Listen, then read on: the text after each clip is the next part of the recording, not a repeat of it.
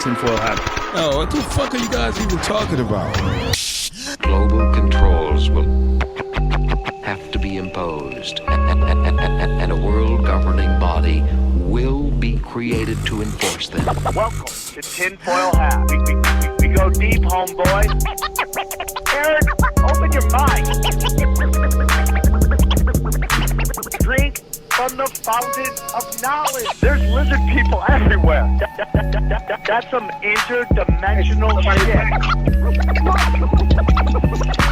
Wake up, Aaron. This is only the beginning. Dude, you just blew my mind. Are you ready to get your mind blown?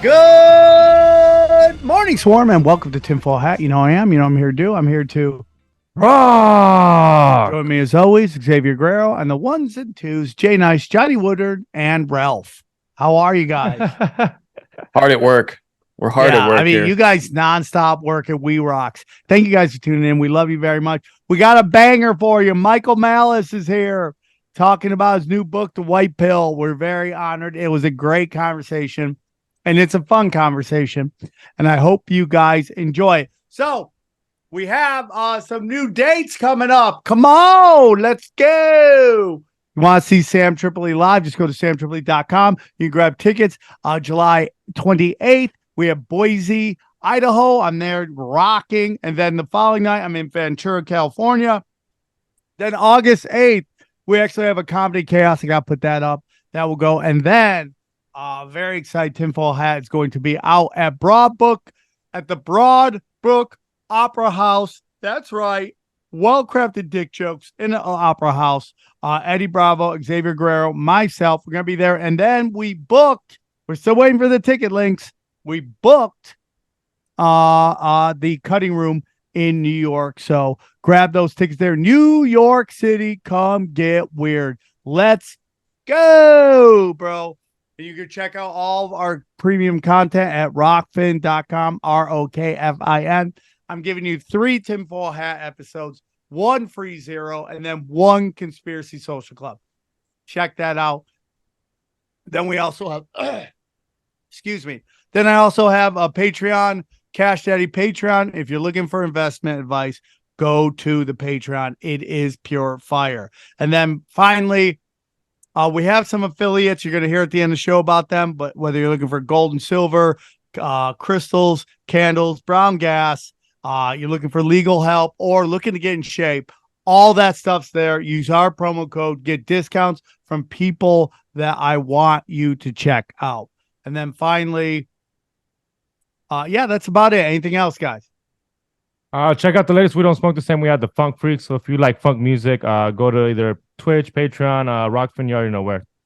And then Johnny, anything? Yeah, Broken Sim, check it out. We just put one out. We were a little tired, so we got a little weird energy, but it was we figured it out, and it ended up being a edited it all out. All right, enjoy the show with Michael Malice. We go deep, homeboy. Aaron, open your mind. Drink. All right, very excited to have this guest back on. It was a pleasure to have him last time. We're happy he's back. He's got a new book out called The White Pill, A Tale of Good and Evil. Please welcome Michael Malice. How are you, Michael? I am really excited to do this show. I'm not going to lie. It's always so fun. I never know. Because the other thing is when I do a lot of these like kind of more serious studio shows, so I know what I'm going to get into. And here it's just like, all right, we're going to some party at 3 a.m. Everyone's on a different mix of something. Like, I don't know how it's going to end, but it's not going to be chess.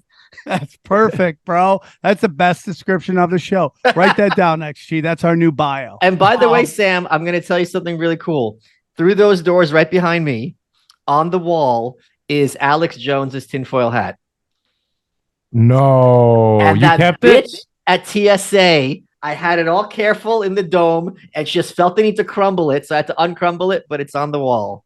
Those C+ students from high school get those jobs, and they just with the want neck scorched tattoos. the earth. Yep, that's it. They just want to scorch the earth. Michael, very excited to have you back on. Very blessed that you would join and slum with us on this show. Before we get into everything, let's just say somebody just crawled from under a rock and didn't know who you were. Can you tell the listeners a little bit about yourself, about your book and where they can find you. That actually happens a lot because, like, I'm in Austin now, and people run into me and they're like, "Hey, I know you." I'm like, "Yeah, I'm Lex Friedman." And We want to get into Lex Friedman. I'd like to have a discussion with him. We find so him. I just start going on about how I just interviewed Netanyahu and all this other stuff. It's really, really fun. No, who am I? I don't know. I'm someone who gets to be a jackass on the internet and who writes books. I think probably most of your audience, is familiar with my work when you say there's a big crossover. Yeah, for sure. Just in case there were anybody that I want to make sure to get you. And so tell us about the book and where they can find it. It's whitepillbook.com. It's the story of the rise and fall of the Soviet Union. But guys, come on, we're not going to hit. Oh, there it is. Oh, fancy. Guys, we're not going to be talking about the Soviet Union. We're going to be shooting the shit. Come on, that's how this show works. This isn't all fucking. I love it. It's such an interesting time. Where'd you move from? New York? Brooklyn, yeah. To Austin. Yep. And how does that feel? I am so happy that I'm here. I just actually called to renew my lease for another year and a half in the place I'm at. It makes me very angry. A few things make me like angry, but seeing what's been done to New York and seeing how it's gotten even worse since I left, I often describe it as like watching like my kid's corpse being defiled. Because I'm learning how to drive now. I'm taking my lessons. We got me from not knowing how to drive. You didn't know how to drive at all? No. So now we've got me from not knowing how to drive to like Asian lady. So we're getting there. Baby steps. I didn't realize how well cars can turn into a parking spot. Like it's like a right angle almost. I was making these big curves. It was a whole situation. I filmed it all. It's going to be on the internet. So if you can park, you're already better than any lady, regardless of if they're Asian or not. So you're already doing well. You've seen some of those videos. Yeah, for sure. Where they're like pulling. It's like 15 minutes trying to get it there. My favorite. It's my favorite. Why? We have a really, really tight strip of parallel spots in front of my apartment. And sometimes I just look out the window I've watched for like 20 minutes someone try to get into a space. Always a woman.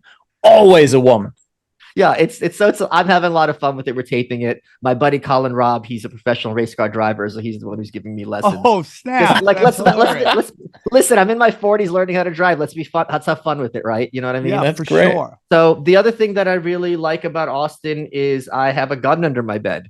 So like in Brooklyn, if I have to worry about someone coming in and, I've got cool stuff, like am I getting raped and murdered? And if I defend myself, I'm the one going to jail, like 100%, if I have any kind of self-defense or weaponry. Here, it's kind of like if I invite my friends over and I want to take them out, I'm not getting in trouble. It's Texas. They were wearing encouraged. A brown belt with black shoes.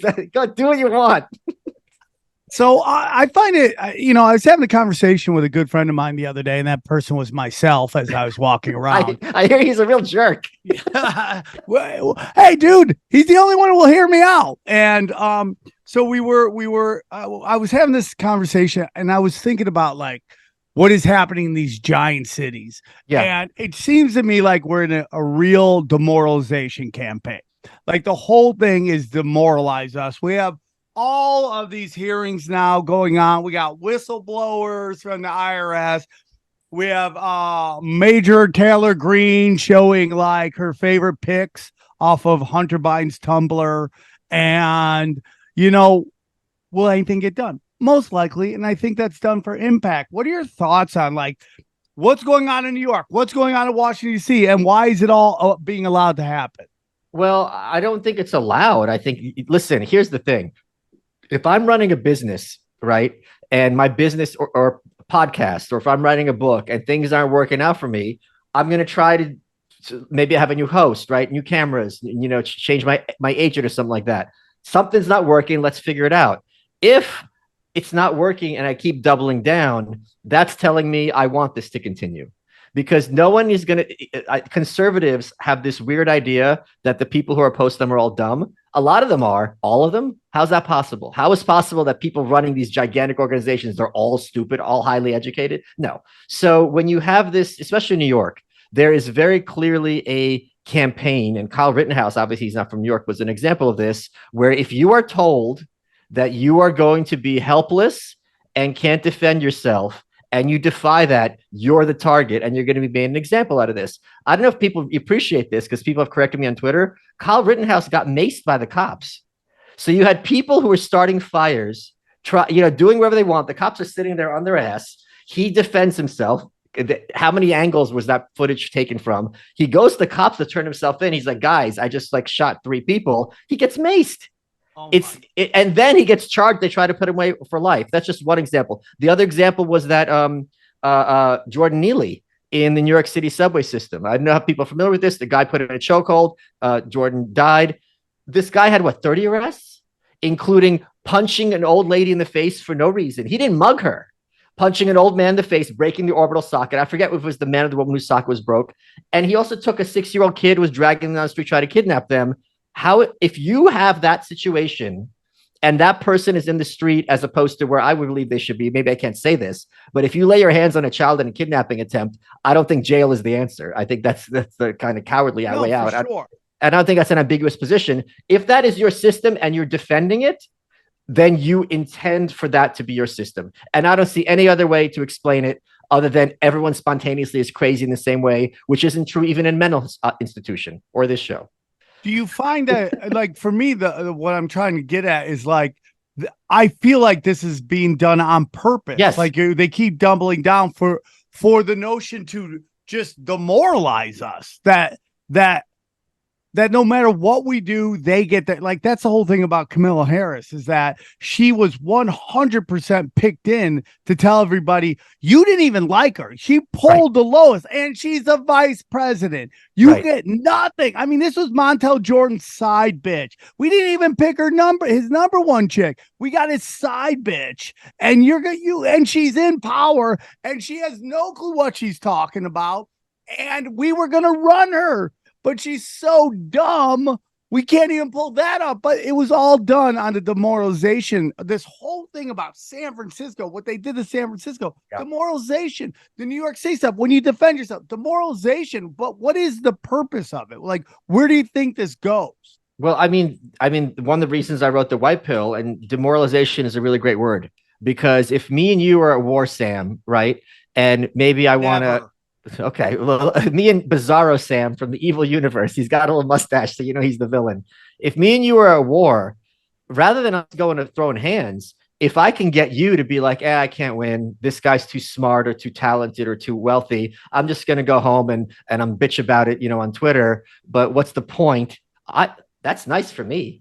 I don't even got to get a scratch on me, because right away the battle is won, right? So it is very, very smart, if I want to dominate and control, to persuade my opponents that they're screwed, that they're doomed, and then I don't got to do anything. Like, then it's like a red carpet for me everywhere I go. And you see this a lot on social media, because you see this like, well, America's done, the West is screwed. Either it's because of this reason or because of that reason, because of this reason. And I say to these people, I go, and take a look at Kamala Harris. Take a look at Joe Biden. Take a look at John Fetterman. You're going to tell me these are unbeatable foes? Like, what are you talking? But if for you to be demoralized and defeated, you have to say, I can't win against this machine. That to me is crazy. And I would include the Republicans in that. Don't get me wrong. Well, you have Tucker Carlson. We could have a discussion what Tucker Carlson represents. And he had, what's her, not Harley, Haley on? Is that what her name? Nikki Haley? Nikki Haley on, and he's trying to get her to basically say, he asked her about the election and 81 million votes, and she was like, we're going to secure these elections, but she goes, I think Joe Biden won. She's talking, and Jimmy Dore brought us out how she's talking out of both sides of her mouth. And, now we got all these people, and they're looking for RFK to save the day. And it just seems like we just get into this constant rinse and repeat cycle of looking for someone to save us. And I just don't think anybody gets that level who is going to save us. Yeah, that it's a complete misdirection, in my opinion. The idea that you're going to vote in some guy and he's going to fix this, or he has the power to fix this, is just absolutely crazy to me. Let's suppose, they vote in, Jesus, right? Jesus still has to hire a cabinet. That cabinet has to get through the Senate. that person is still going to be all those people are going to be, and their families are going to be denigrated on social media. Why are they going to put themselves through this, and why they have to show for it? They will be lied about completely brazenly and dishonestly. And at the end of the day, you still have to deal with the Supreme Court. You have to deal with the corporate press and all those interests. You have to deal with pharma or big tech or these other organizations. So even if you bring in someone who's a perfect human being, he still is in the middle of this maelstrom, and there's only so much he can do. But I think this is a lie that both parties like to tell, which is, if you don't put in our guy, America's done in 4 years. But if you put in our guy, I'm going to save us. It's like, America's not 4 years away from destruction, and America's not 4 years away from salvation. You're lying, and they know they're lying. And the thing is, if you make it out that your opponent is the devil, well, I'm going to vote for anyone over the devil, pretty much. So you get in some random asshole, and they're just going to be like, well, I tried, but we only have 51 senators. Like the win condition that's presented to the public is, we'll win if we have 100 senators and 435 congressmen from our team, which is literally impossible. It'll never happen. But it's like, well, what can we do? We had 40 Democratic senators, 40 Republican senators. It's a complete joke, but we've been trained since kids, because of how media works and how quickly it works. People have a very, very short memory. So they live in this kind of perpetual present, and things that happened like a year or 2 years ago, right now, people will tell everyone listening to this with a straight face that there were never vaccine mandates, that you never had to get a vaccine to have a job. They say this. Yeah. And it's just so many things. Where's what happened in Las Vegas with that mass shooting? Where's the trans shooters manifesto? What about that Memphis guy who blew up on Christmas, set up those bombs? These things just get forgotten. And then no one thinks to bring it up because everyone's working in collusion. Yeah, and and there's such a data dump on us constantly. Yes. It's like everyone's like, oh, people are coming so dumb. I'm like, no, just the information we're getting is dumber and dumber and dumber, yes. And it's just taking up our entire hard drive. And we can't you're like, hey man, you want to name all the presidents? That's fucking great. I've got more data in a day than George Washington got in his entire life. Yeah.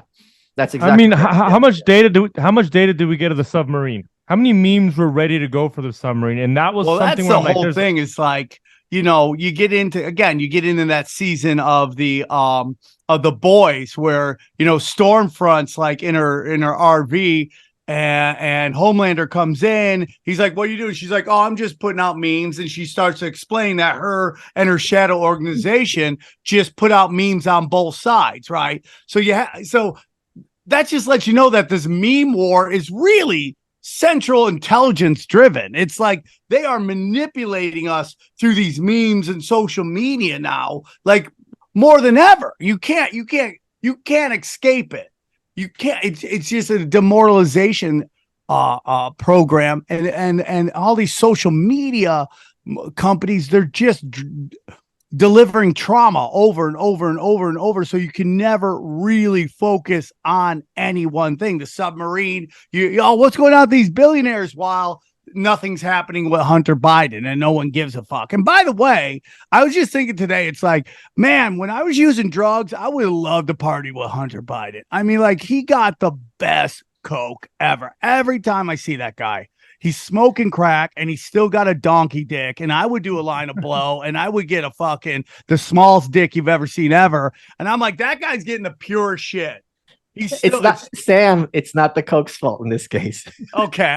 Yeah, I'm not doing a lot. I get it. I get it. So yeah, your entire podcast in life. I measure it daily. It daily. That's how I check if I've lost weight. If I get another half an inch on my fucking hammer, that's how I tell. But this whole thing is just so you have an excuse why you can't get it up when you're doing blow. The whole show. That was my one thing I could do. That was why I did blow for so long. It was like God gives us all superpowers. Mine was I could get rock hard. I don't, I got to tell you, of all the drugs that people like, I don't understand blow being the drug of choice because it's so expensive and you're just having a heart attack and it doesn't make things feel any better. So what was the appeal for you?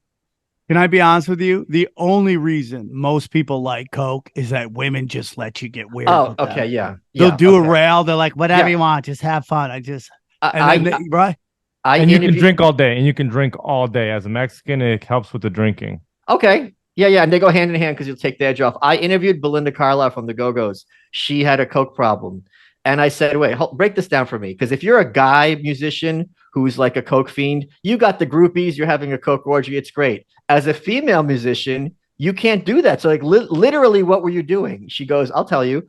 I would go in my hotel room, I would close the blinds, put the phone off the hook, and I would pace back and forth like an animal." I go, "That sounds great, Belinda." She goes, "Oh yeah, it was a real blast." Like that's when you know someone's addicted, where they're just walking back and forth in their dark hotel room talking to themselves. Good Lord. I don't know, man. I don't know how attractive women get sober. They're constantly getting thrown drugs and all that stuff all the time, which gets into this whole thing with, so the big news now is that the Taliban, they've basically shut down the poppy production and it's not coming out.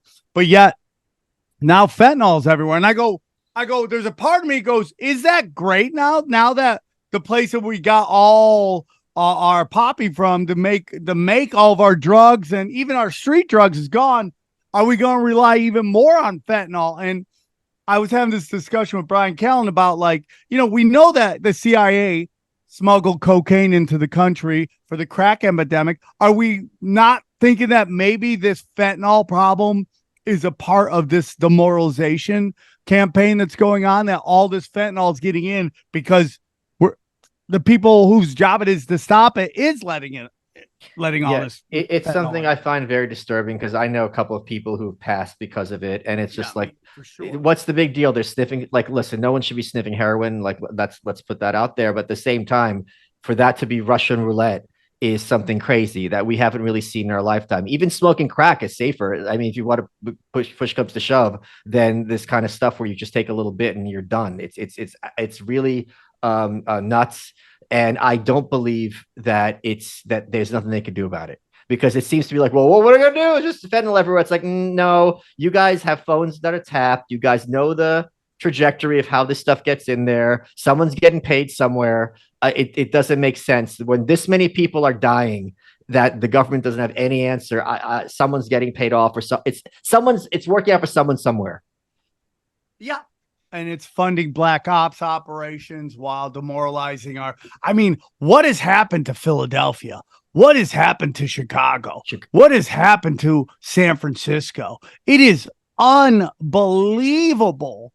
And yet, we live in Los Angeles, and, sometimes I like being here. Sometimes I don't like being here. But man, when I just see, you talk to people, they just cannot.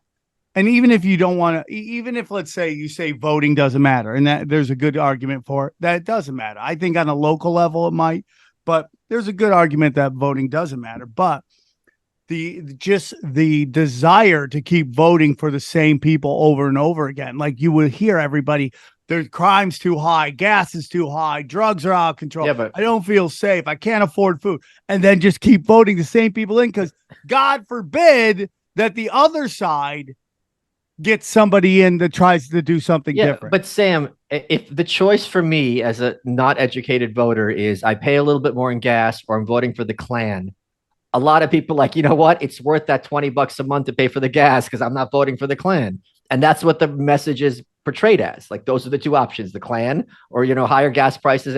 And there's also this idea, since we're all paying more money, it's kind of affecting us all equally. So it's like you can't really complain because everyone else has to pay more for gas. It's really kind of crazy and messed up. To your point, I just had Carol Roth on my show. It's dropping next week. She's an author. She's out of Chicago. And we were just reminiscing how when we were, Sam, you and I think are somewhat around the same age. When we were kids, Chicago was a rival to New York. There was a comedy troupe still called the Second City Improv Troupe, because Second City, it was second to New York. Now, the idea that anyone talks about Chicago of any cultural relevance it literally never happens. It may be Seattle and Portland you talk about Austin, you talk about, LA, maybe a little bit Miami as well, and Nashville. Chicago is done. And when these cities fall, just like, Philadelphia used to be like number 3, like 100 years ago in 1905. I just read a book today. So Detroit is never coming back. Ever. Cleveland is not going to be a thing ever. So I don't see a mechanism to turn around a place like Chicago. So what do we do? Move to Austin. But Well, I mean, how long till Austin becomes one of those cities? Because I mean, people from Austin are complaining. yeah, but the thing is, there's this myth. I see this a lot on social media. People who aren't here that like Karen is moving to Austin and she's just voting for trans kids. It's not, you know, people like you moved to the San Francisco of Texas. It's the San Francisco of Texas. Like you could go in a store and have a gun in a vending machine. You're not seeing all these weird signs and people in masks and all these weird flags and things like that. It's not a thing here. So I would like it to. It's just kind of frustrating to be told what your city is like when you're living there, but people have never stepped foot in it. But you know, I had friends here who moved with me. My friend, my buddy Matt moved here before I did from Brooklyn to Austin, and he was just recently in San Francisco. He's like, you have no idea how bad it is. He goes like, I got like assaulted, like shoved by a homeless person. There's literally shit and syringes on the street. I was in New York all my life. I've never seen like syringes on the street and like literal human waste. That's not a thing. Like New York was dirty and filthy in many ways, but not to that extent. And the homeless were never in New York like grabbing you. That wasn't a thing. And to your point, Sam, like it's only going to get worse because they are voting in for the same people. And if I am getting voted in and these problems, I'm being viewed as the vehicle to solve them, what incentive do I have to solve them? Because if I solve them, I'm out of work. So I might as well just have it get worse and worse because, hey, vote for me or the Klan. So you might as well vote for me, right? So I don't see a way to turn the bus around. Plus, I think a lot of the people who are the creative types, the young entrepreneurs, whether it's restaurants, designer, podcasters, authors, they're like, you know, I can work from anywhere. Deuces. I'm not staying around for this, especially when the rents are through the roof. Why am I worried about my kid getting stabbed? So it's a really a bad situation. My big concern, and I'm sure you guys agree, are like the working poor who don't have the capacity to get the hell out of Dodge. They're the first victims of crime, and basically they're kind of regarded as a joke politically, and no one cares about them. So that's really kind of my biggest concern about these cities. Hey guys, real quick, I want to tell you about our friends at Fume. Let me tell you about Fume. Cold turkey may be great on a sandwich, okay? But there's a better way to break your bad habits. We're not talking about some weird mind voodoo from your crazy neighbor or Xavier Guerrero, okay? What we're talking about is our sponsor, Fume, okay? And they look at the problem in a different way. Not everything in a bad habit is wrong. So instead of a dramatic, uncomfortable change, why not just remove the bad from your habit? Fume is an innovative, award-winning device that does just that. Instead of electronics, Fume is completely natural. Instead of vapor, Fume uses flavored air. And instead of harmful chemicals, Fume uses all natural, delicious flavors. You get it. Instead of bad, Fume is good. It's a habit you're free to enjoy and makes replacing your bad habit easy. Your Fume comes with an adjustable airflow dial and is designed with a movable parts and magnets for fidgeting, giving your fingers a lot to do, which is helpful for de-stressing anxiety while breaking your habit, okay? Stopping is something we all put off because it's hard, but switching to Fume is easy, enjoyable, and even fun. Fume has served over 100,000 customers and has thousands of success stories, and there's no reason that can't be you.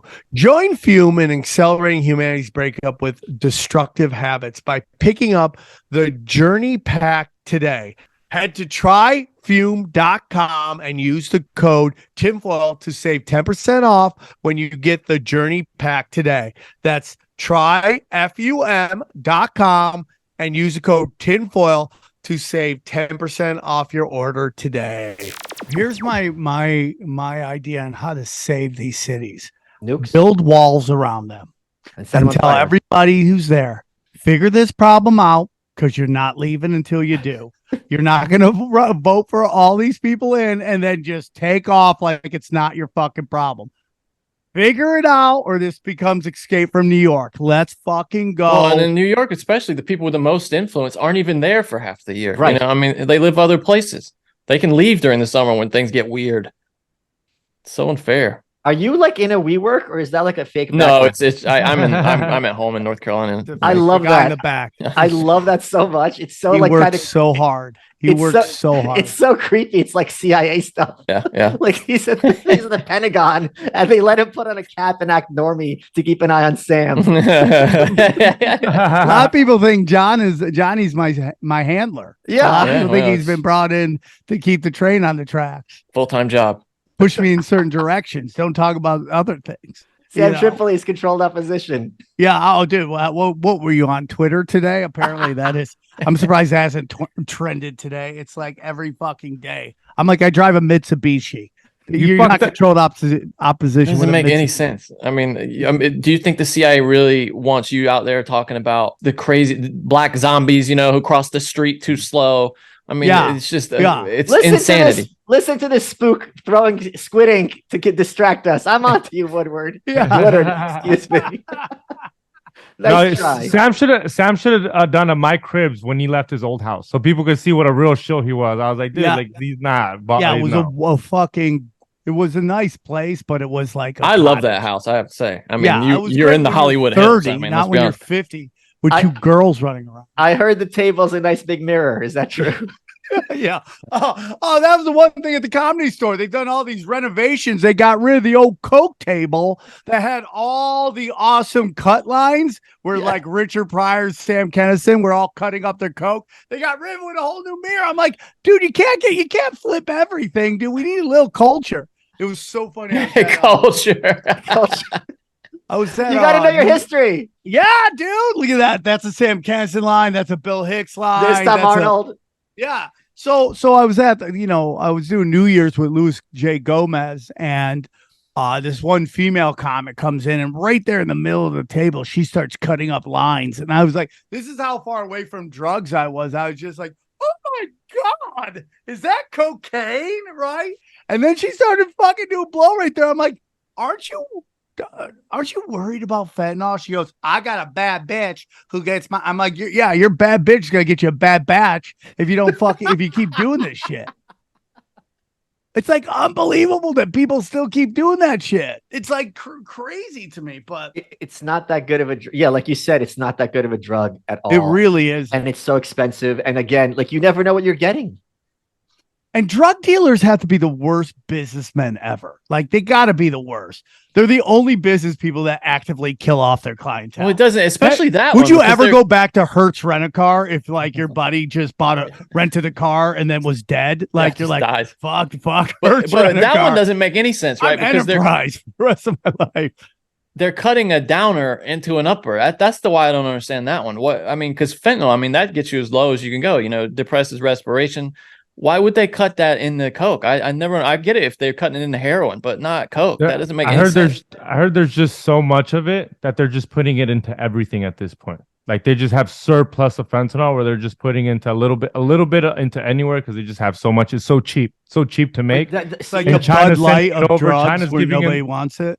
Yeah, China's giving them the chemicals and the cartel's making it. And the cartel's like, what the fuck do we do with it? It doesn't make sense to me because, again, even if it's cheap, it's expensive because now I'm losing a customer for life, right? So if it's like $60 a week, that's a lot of money I'm losing if that person dies. So I don't understand the economics here because something's not adding up to me. Because you could just flush it down the toilet. You know what I mean? Like if I've got shit like food in my house, I'm not going door to door being like, hey, you want this food? It's just that's going to be a cost, to kind of waste my time. So I don't understand what's going on with the whole situation. I know for a fact, I'll put on my tinfoil hat, we're not being told the whole story because something just doesn't, make sense. So the whole thing about China teaching the cartel how to make it, you don't buy that? But I don't buy it. What incentive is there for them to kill off so many people and to have people, even just Karen, know that it's possible that if you try my product, you'll die? Like that's the best way to kill off my business. And I don't understand how this is happening in that sense, because these people aren't dumb. 100%. So we have people from the whole spectrum of politics here. We have the right, we have the left. You have the spectrum, all right. Yeah. Yeah, for sure. Dude, I think I am on the spectrum.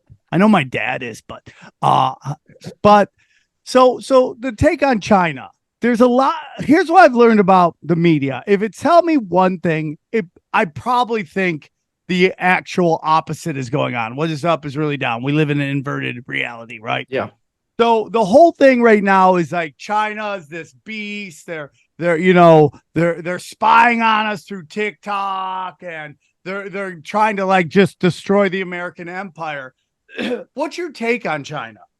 I don't really know that much about China to kind of run my mouth about the subject. Obviously, the government is pure evil, and what it does to citizenry is like insane.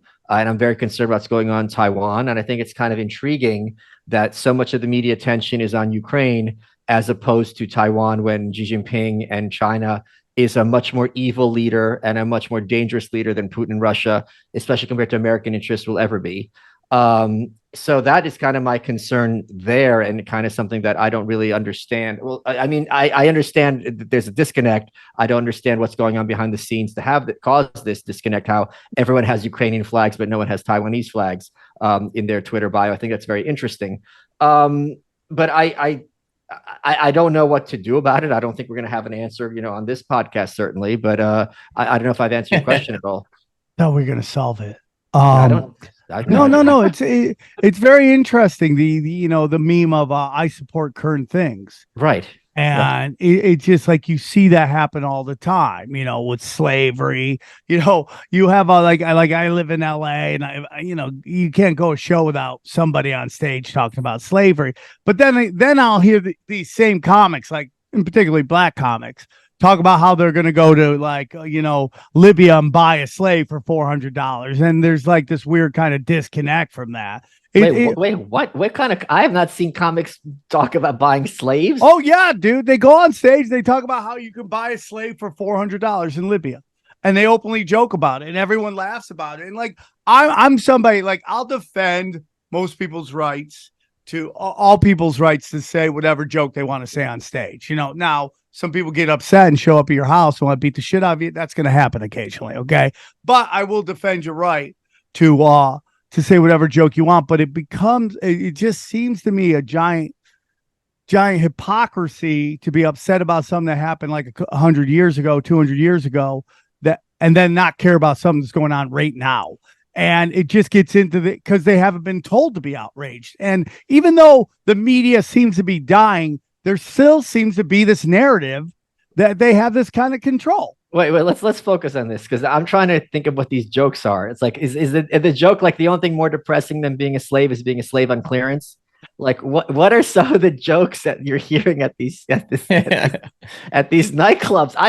I have not heard I go to the Comedy Mothership, Rogan's Club, all the time. The joke. How is it? It's like heaven on earth. It's just so amazing. Like, every single comic you see kills. The one thing that's really surprising is every single comic, without exception, I've been there many times, does trans stuff. And you can understand, because it's a funny subject, and gender confusion, but it's like the new airplane food. But you would think if someone's even making slavery jokes, it's going to be at the Comedy Mothership, but I have not heard a single one. Can you tell me some of these slavery jokes?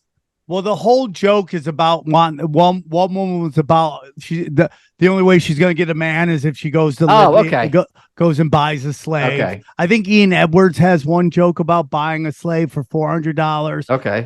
I'm not saying everybody's doing it. I've just heard it enough to be like, well, I thought we thought slavery was bad. And I'm not even against like writing jokes about. Yeah, but Sam, maybe they mean slavery is bad because slavery is expensive. That's what they mean. Yeah. Why can't I get it on Groupon? Holy fuck. Can you fucking imagine slavery Groupon? Slavery Groupon. You get 3/5 off? Good Lord. For the next hour, it's 50% off our slaves. Everything's got to go. Hey, man, well, come on down to Bobslave Farm. You never want to buy a slave on clearance, though. They always have problems. They got like ingrown toenails and like weird teeth. It's like buying a pumpkin on the day before Halloween. Yeah, you're just picking. You never want a clearance slave. The worst pumpkins left. Sam tried to pick up a Mexican from Home Depot on clearance as well. It didn't work out as well either. Oh yeah. One time I was moving, and I decided this isn't a Mexican, it's Dominican. The fuck, I want a refund. The fuck's going on here, Pedro? I sent XG down to go get some Mexicans because one, he's Mexican, two, he speaks Spanish, so I thought he'd have some insight. Bro, everyone thinks those guys work for nothing. They got high prices out there. Oh yeah, didn't they kind of twist your arm too at the end? Like at the end of the day, they Yeah. were almost done, and they were like, "Bro, we're gonna need some more money to finish this." More. I'm like, oh, you motherfuckers. Well, good, more power to them. Good for Yeah, them. I mean, That's the welcome to hustle. capitalism. That's Welcome the to hustle. Respect for them. I'm not fucking putting together someone's house. Oh, dude, I lived up like 5 steps of flights of stairs, and they had to bring all this shit down, Yeah. bro. They hated this gringo for sure. They Oh, were dude, not yeah, happy. you live up like the Exorcist stairs. I mean, it's a long walk up those stairs. It really is. They were, So much work. They were not happy about Yeah, gringo. and then Sam is jabbing his crucifix into his vagina. I don't need to see I'm this. walking backwards Yeah. down the stairs. Yeah, they're all super Catholic too. You know, there's Mexicans. They hated that. They were just Oh, yeah, he was actually calling it so friends. offended. He had to bail. Where you go? Actually, Yeah, actually, it's like my friends in the East LA are gonna hear this. He's gonna light one of those saint candles just to make sure the bad juju doesn't permeate. So let's get into some other stuff. I want to get into BRICS. What's your thoughts on the American dollar? Are we in trouble? Supposedly in August, all these countries are going to come together, be like, hey, we're getting off the US dollar. We're getting onto this BRICS. India is supposedly becoming a big player in the monetary unit used for trade. Do you have any thoughts on it? Well, I think it was very clear that when Biden started weaponizing the dollar in the whole Putin-Ukraine stuff, that I don't know that it was by design, because I don't think the administration is particularly bright, but it is going to have political consequences, because the whole point of a currency is if I have $1 today, it's going to be worth $1 a year from now, less inflation, but it's going to be a store of value. So if you have it where like I got, 50 grand in the bank, and then next year you could arbitrarily say you can't access that money, that's going to encourage me to be like, all right, I don't want to store it in dollars. I want to store it in some, alternative method of payment. This whole thing about, I have heard about this thing in August, they're all going to sit down or whatever. I think this is the kind of thing that would take years, and you would see telegraphed way ahead of time.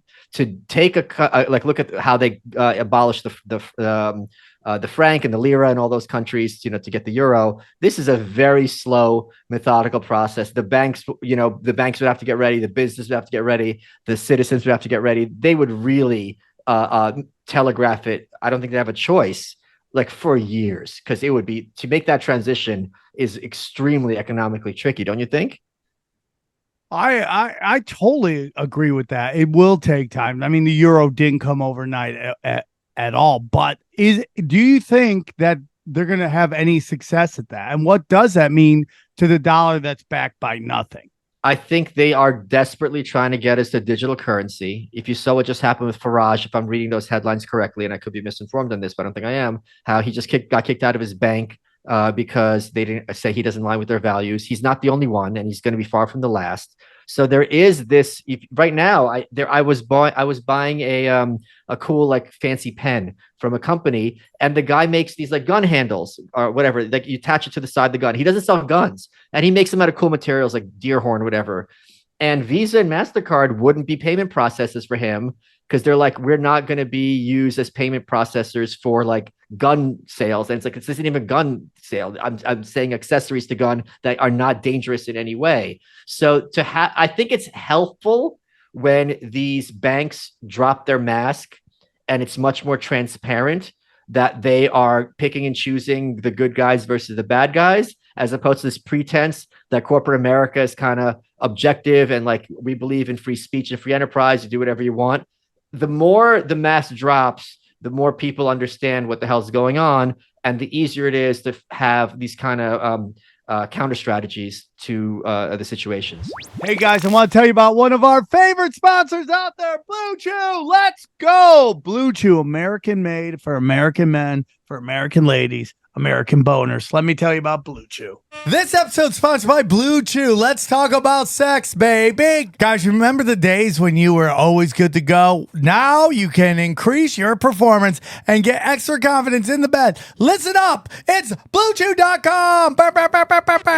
Okay. Blue Chew is a unique online service that that delivers the same active ingredients as Viagra, Cialis, and Levitra, but in a chewable tablet at a fraction of the cost. That's what we're talking about. Chewing cheap. I'm in. Okay. Chewing and doing. Chewing and screwing. Blue Ooh. Chew. Chewing and screwing. Chewing, doing, and screwing. There we go, bro. You can take them anytime, day or night, so you can plan ahead and be ready whenever the opportunity arises. Okay, the process is simple. Sign up at BlueChew.com. Consult with one of their licensed medical providers, and once you're approved, you'll receive your prescription within days. The best part, it's all done online, so no visits to the doctor's office, no awkward conversations, and no waiting in line at the pharmacy. Blue Chew tablets are made in the USA. USA. Yeah. That's the eagle of lovemaking right there. Okay, and be prepared to prepared and shipped directly to your door. It's all in a discreet package. So here's what we want you to do, man. Blue Chew wants to help you go get more bang for your buck. You get it? Buck, bang, bucking, pow. Discover your options at BlueChew.com. Chew it and do it. Okay, so we got a special order for you listeners. Try Blue Chew free when you use the promo code TINFOIL at checkout and just $5 shipping. Okay, that's BlueChew.com, promo code TINFOIL to receive your first month free. Visit BlueChew.com for more details and important safety information. And we thank Blue Chew for sponsoring this podcast. BlueChew.com, tinfoil hat. Did you get some deer antlers for your gun? I'll show you. The one thing that I lost when my move was fancy pens and one jacket that I have. But yeah, I got something here. I'll show you. This pen is made out of Fordite. Do you know what Fordite is? What is Fordite? Fordite is when you make cars and you paint the cars a different color. After a while, on the walls of the Ford company or factory, whatever, all the paint from all the cars becomes like this thick substance. Oh, that's fucking rad, dude. Then you could cut it up and make like pens out of it or jewelry or whatever. So it's like a synthetic mineral. So Wow. Here's another one I got, another Fordite pen. So it's kind of cool. Looks really cool. So that's made out of really the cool, car paint. I love fancy pens. There's nothing better than a fancy You guys pen. write a lot still? Do you write a lot? I don't use them. They just sit here on my desk. I don't ever use them. Look at. Dude, I got would've notepads loved everywhere. If Michael just check out he had his gun right there on his desk. I'd be like, oh fuck yeah, what do I have you're here? full Texas, right Well, this there. is cool. This is made out of mammoth molar. Really? Yeah, Oh, that's cool. that's pretty cool.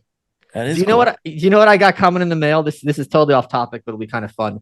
So something I learned. I was in the Dallas Museum of Art last year for my birthday, and there was a painting I really liked, and I googled the painter. I'm like, I never heard of this lady, and I found the auction for the painting itself, and it was like $3 or $4 grand, which isn't cheap, but that's not crazy, right? I thought if something's in a museum, I could never possibly afford it.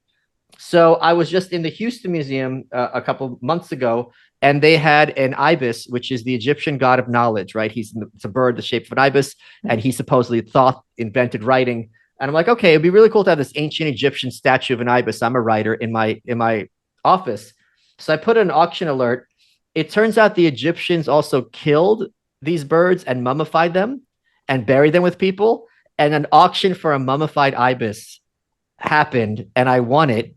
And it's 2,500 years old, still wrapped in the linens. It's coming to my house. So it's going to be over my desk. And if that shit comes to life in the middle of the night and curses me, I can't say I'll be surprised. At that point, you're asking for it, right? If you got mummies in your house, crazy. like you're rolling those dice more than with fentanyl. Is that the weirdest thing you own? Yes. Yeah, that's got to be the weirdest thing I own. Is that the coolest thing you own? No, I own. What's the coolest thing I own? I own Ayn Rand's copy of The Fountainhead. That's pretty cool. Oh wow! That might be the coolest. I have some stuff from Hitler's bunker, which is kind of funny. It's like now a Russian Jew owns you, so fuck you. So that I like. Those are kind of two of the coolest things I have. I'd say pretty much, yeah. Fascinating. My coolest thing I own a Abe Lincoln greenback. Oh, okay. When he and I also own a few Libyans. They're pretty cool. Did you buy those, or were those a gift? It was a Groupon. Amazon will sell anything, bro. They will. Imagine a UPS guy carrying Get out here. Jeez. Hey, man, you gotta get out here. It's pretty hot out here. I don't want this thing to fucking melt. Grab No, it, bring it you- inside. You know, I had a situation like this. So I did 2 books with the comedian D.L. Hughley, right? And when you finish a book, like sometimes you have a signing, you have the book cover all blown up, like I have right behind me with the white pill, right? So he signed this to my N-word, Michael Malice, right? He wrote it out. So I had it up on my bookcase. 2 guys were moving in my TV when I moved here, and they were black. And I had this very Larry David moment where I'm looking at the picture and I'm looking at them and I'm looking at the picture and I'm looking at them and but they're like, oh, you know DL? So it was real. I guess they couldn't read his handwriting, but yeah, it was a scary moment. The closest thing to that is I used to bang this black chick, and it was right during like Black History Month. And she would have like BET on, and they were just like, the white man has done that. And I was like, I'm sorry. I'm trying to make you come. I guess that's the best I can do with this. Here, have some blow. Sorry about that. Can I hit it? It's hard to ask if you could hit it again after 200 years of flavor. Haven't I been hit enough? That's they used to hit my grandma. Not to hit me. Oh. You want to role play? You want to role play? Oh God. So you know, you hit. So I have this theory right now, Michael. I'd love to hear your thoughts on it. Oh boy, nothing good ever follows that words. Literally nothing. Not say, yeah. He tried not to say. I heard it too. I have this theory. Yeah. That Germany lost World War II. The Nazis didn't. Oh, how do you? Oh, yeah, because a lot of the Nazis came over here and were involved. Not only did they come over here, like they walked over here. They almost like Crip walked over here into these high positions. You know, so I was talking about this. I would love if you ever come to LA to come do the my show with Brian Callen. We'd love to have you on. Can I interrupt you for a second? Yeah, because I was just in LA a couple months ago, and I did Brian's show. Brian and I are good friends. I adore him. And they like didn't hit record. What? Oh no. Oh. And I clowned that MFer so hard. Brian, you know I love you, because he was talking about how the Second Amendment says a well-regulated militia. So he's like, that means that gun regulation's allowed. I go, that's not what regulated meant when the Constitution is written, dumbass. And he's like, it wasn't. And I just schooled him for like 90 seconds, completely made an ass of him. And then he calls me a few weeks later. He's like, oh yeah, we forgot to hit record. That's, as a producer, that's my worst nightmare. I've never had one of those, but I've heard tale of them, and it's just like, it's even worse when the guy tells you to pretend that's your fault because he doesn't want to look like an asshole. I've done it before. It didn't work. I've done it before, but I've noticed like 15 minutes in. Yeah. Never done that. Which is fine. Yeah, where I'm like, yo, I didn't press record, and everyone looks at you like, we were going high, and I'm like, I'm so sorry. I'll tell you, Sam. I'll tell you a story with Lewis. I had Dolph Ziggler, who's the big wrestler, on my show. This is when I was back at Gas Digital. I'm on Rogan. I leave Joe Rogan's studio. I get a call from Lewis. He never calls me, and he's like, "Okay, I got bad news." I'm like, "I'm getting fired. I just left Rogan." He goes, "We lost the footage." And the backup. And I'm just like, dude, I'm having like the best fucking day. I just left Rogan's studio. He's like, I don't know what to tell you. So that happens. It happens. And honestly, they felt so bad. And I wasn't angry at all, because this wasn't something that happened all the time. This wasn't like they didn't care. They felt horrible. Well, we have a show called Punch Drunk Sports, and we would have a friend of ours named Steve Renazizi on. And he would come on, and he would literally start to throw up at the most disgusting sexual stories possible. And we had one time where he just literally throwing up into we had this one adult film star come on and talk about, this is back on the Naughty Show, and talk about how she would eat how do I put this, sperm omelets. Oh God! What? And we were telling Steve Renazizi about it, and he was just like, they didn't record the magic. What studio were you at, Sam? We were at Gino's old studio.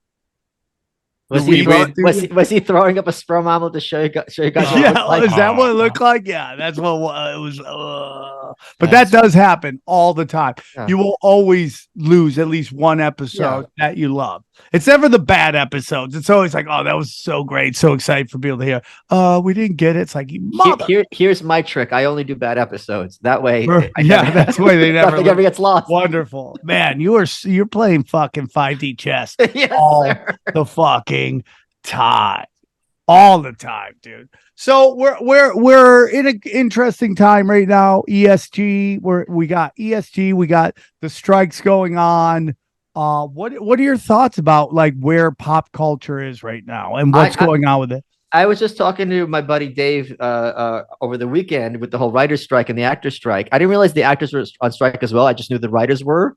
But don't you think that speaks to how much less power Hollywood has nowadays? Where if you and I were kids, like it's like the 80s and the writers and the actors on strike, 100%. We'd be like panicking, like, what do we do? What do we do? We're gonna watch Different Strokes for the 5th time. And now it's like, oh, I didn't even know. Like, it has not affected my life at all. So I think these people, I don't blame them for trying to strike and hold on to whatever power they have. But at the same time, they're demonstrating to, I think, the rest of us how much less power they had when we were kids. I think it's very healthy because Hollywood is, a den of depravity. And when Hollywood's running the show, it leads to things that are even 100 times worse than that we already know about. I think this amount of stories, just stuff they do with kids. You forget politics, like the stuff that is just a given that is done to children in Hollywood productions is just insane and only the tip of the iceberg. So I think the fact that if people want to be demoralized, look at this. Like, these people do not have the cachet they did when you were a kid, and ask yourself, is that a good thing or a bad thing? And I think it's a very clear answer, in my opinion. And I'm a worker amongst workers. We say this all the time when we discuss these strikes, is that I would love for my friends, who a lot of them, I'm in the union. I only keep my name. That's the only reason I'm in the union, just so nobody gets Sam Tripoli. If I watch a Law and Order and I see a Sam Tripoli in there and it's not me, I'll be like so upset. So how does that work with Mexicans? How many? There's so many Juan Gonzalez. No. There's only one Juan Gonzalez, and then they just got to keep adding Felipes or Juan K. Gonzalez. Or Juan K. They have Gonzalez, to keep adding different stuff too. There's only one. There can only be one name of one person, and like there's only one. I bet you when Samuel L. Jackson went to get the union, there was already a Samuel Jackson. That is what happened. Yes, and you and I are old enough to remember Jim J. Bullock from Too Close for Comfort, or that show was. It was because his name was spelled JM because there already was a Jim Bullock. That wasn't his birth name. He's like, all right, we'll call it JM instead of JIM. Yeah, that's it. So I don't want anyone to have it. So no one, but I am for them, and I would want, because Johnny brings it up all the time. Their deal right now is just awful. I mean, like, they're getting no residuals. Oh, and we could have discussion about what kind of residuals you should get on an old project, but they don't get that in any of these streaming services. That's all going away, and what that all represents. But there's also, to your point about nobody caring, is like the writing, the production. It's not just the projects that are being put out, but it's also the social media of a lot of these writers and actors that have basically gaslit the entire country, or at least half of the country, into, if you don't have our group think, you're a Nazi, fascist, Trumper. And so, I mean, it's in interesting times, right? I mean, it's like, I think you're going to see a giant, complete restructuring of Hollywood. We're at a time that is so dumb that if I say to someone, wait, why is Snow White and the Seven Dwarves being replaced by, like, instead of dwarves, a black lady? The answer is, oh, I didn't realize I was talking to a Trump supporter. That's literally the logic of how stupid culture has gotten. Yeah, and, obviously, being a Russian Jew, about the Bolshevik Revolution. That's the whole book's about, right? And all that stuff. And this is why, like, if you don't study the past, you're doomed to repeat it. And all of this stuff is a straight up, like, part of this cultural revolution. Are you okay with that term, or do you think that term is legit? I think that term is you're hitting the nail on the head. I always say history. I didn't come up with this term, I don't think, but history doesn't repeat, but it rhymes. And I had this tweet, which I'll stand by, where I said, corporate America, capitalism is so much better than an alternative, that corporate America is putting over cultural Maoism in a way that the CCP would never dream of doing. And they have something in China, and they have the equivalent in North Korea called struggle sessions, where everyone gets together with their colleagues or people at work or their village, whatever, and they have to get up and say, I'm Michael Malice, I did this and that, this is why I'm terrible, and I saw Sam, he was late to work, or Sam was reading the wrong book, and everyone yells at Sam or throws rocks at me. And then you have this, was it Northeastern University? You had this kind of conference call, and everyone gets up and goes, I'm Sam Tripoli, I'm a racist. I'm Michael Malice, I'm a racist. It's the same shit. You get up and denounce your sins before the collective. It's just absolutely bonkers. So cultural revolution, I think, is the exact correct term. So, yeah. Well, and the things that have been politicized too, like, I mean, this film Sound of Freedom, which is just, I mean, it's about as straightforward as it can get. It's covering a very specific topic of child sex trafficking and child slavery, which is real. It's documented. And if you read some of the reviews let me interrupt you. Even if it isn't real, what, Star Wars doesn't exist? What, there's Snow White and Seven Dwarfs? Totally. All totally. movies have to be true? What the fuck are you talking about? They were so gaslit that it's like movies all have to be true. What? There's a Little Mermaid? What the fuck are you talking about? Totally. By the way, there's no more cultural Marxism than the Cantina bar at Star Wars. I mean, that is diversity at its greatest form, which is its worst form. I mean, it's just awful. There's one of everything and everyone, and you're about to die constantly. But what is it? I mean, what is political? If you read this Rolling Stone article, the review really that they put out, I mean, they call it, they suggest it's like a masturbatory thing for 40-something men who just live, alone, and they become so paranoid. Their brains are addled by conspiracy theories. That's what they suggest this film is for. This film that is crushing at the box office. They suggest that it's this really narrow sort of QAnon adjacent, even though the movie was made before QAnon. It makes yeah, exactly. It's been on the shelf for years and years. Apparently shelved by Disney. QAnon tinge. What is that? There's nothing with QAnon. Words. Jesus, it's just so. I don't understand that one at all. If you sat down, if you were an alien and came to Earth and watched the corporate press, you would believe that cops shoot people of color for no reason every day, and everyone stands up and claps. But no child, the biggest threat to children in terms of abuse is them not being able to access their puberty blockers. Like, this is what is portrayed as the narrative of what has happened in America. So it is so detached from reality. But I think everyone here is gladdened by the fact that the extent, like you and I were just talking, to which the corporate media programs people is far less than when we were kids, just simply because there's so many other venues to look at. When we were kids, there's 4 channels. You got it, and they're all interchangeable, like shades of whatever. Now you've got literally infinite channels on YouTube alone. Now you got Rumble, you got all these other venues. So this is one of the reasons I'm so hopeful for the future of this country, because at a certain point, they run out of spaces that they can manage and control.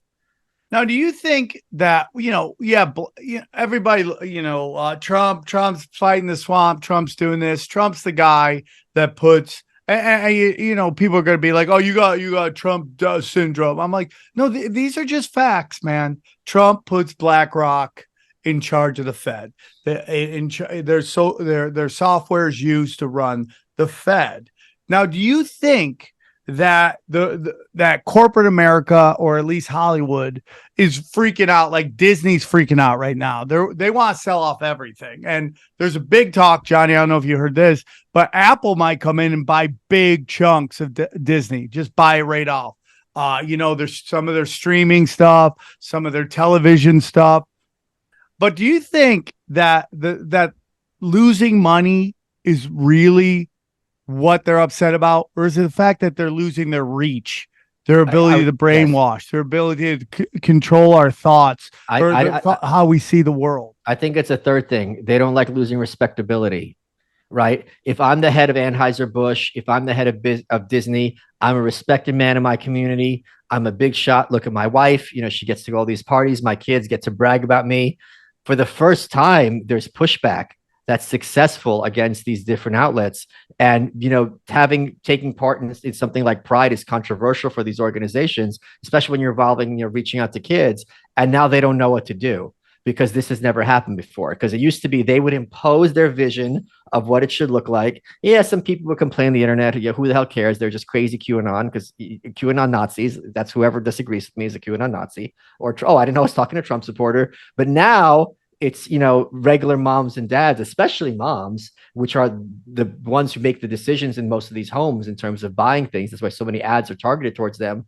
And I think they're freaking out because they don't know, there's no safe lane for them. They like to be in control, and they like things to be safe. They don't like the drama because then they have to stick their necks out. And the whole point of a bureaucracy is that I don't have to be personally accountable, responsible for anything. I could just blame it on HR. I could blame it on, some kind of outside force. And it's just insanity that's taken this long to get this. And yet, okay, you got Bud Light, just, Anheuser-Busch. Now it's starting to move into their other products. And is that right? How's that? Well, I was listening to a couple different YouTubers who break this down. Jeremy from the Quarterling. I like what he does, and Outkick the Coverage. I like that guy. And they were all talking about how, like, Dylan Mulvaney, who, like, I would tell you this, 99% of the people out there would do a Bud Light commercial in the tub if Anheuser-Busch came with you with a butt ton of cash. They would all do it, so I don't really have a problem with her. I think she's playing this role really. She's a thespian, and she knows how to play the role, and she's doing it. And she was used as a puppet to incite this kind of, divide and conquer that's going on. But so you got Bud Light, just tanking, and then Target does the exact same thing. Why do you think they do that? Why when there's data that says our customers, because Johnny and I, and actually we talk about this all the time, about how we're in this anti-business phase of business, where it's like, it's not really about the customers, but it's more about your, these investment banks investing in you. And even though Bud Light was, their sales are going down, their stock was going up, which kind of feeds into this idea. I've always said that, the stock market is a giant Ponzi scheme. Why would they do that, in your opinion? Why would they do something? It's like Russian roulette almost. No, at this point. I disagree. I don't think Pride, especially in the last few years, is about the gay community. I think Pride is about white liberal women, and especially white liberal single moms. They see a guy in makeup, they think it's a second coming. So they're tripping over themselves to show how much supportive they are of the whole gay community. So that's who they're targeting with these kind of campaigns. It's like during the 2016 campaign, Trump had this time where he met with all these black preachers, and a lot of people were like, why is he doing this? He's not going to get the black vote. It's like, this isn't about the black vote. This is to show white moderates that, hey, it's okay to vote for this guy. He's not the racist like you're being portrayed. So they're the ones who are tripping over themselves to kind of show that, okay, we're reaching Karen. And Karen loves to have a gay, oh, he's so fabulous, he's so funny. You're just like the guy in Modern Family. And that's the backfiring them. I had this tweet, and I stand by it. I said, only corporate America can make sodomy and perversion seem downright boring. Because if you look at Times Square, you have the pride flags everywhere, and you have all this like pro-gay entertainment. But their idea of being gay is like kissing your boyfriend on the cheek and having mimosas at brunch. They're not talking about like foam parties and like doing meth for 3 days and having like pulling train with 50 dudes. You never hear about that, right? So it's this very weird construction of like the gay lifestyle that is being pushed for like white liberal women to feel good about themselves and to show dad how open-minded they are. And you don't get it, dad, but I understand that. I corporate gay. It's corporate gay. Yeah. Don't you think?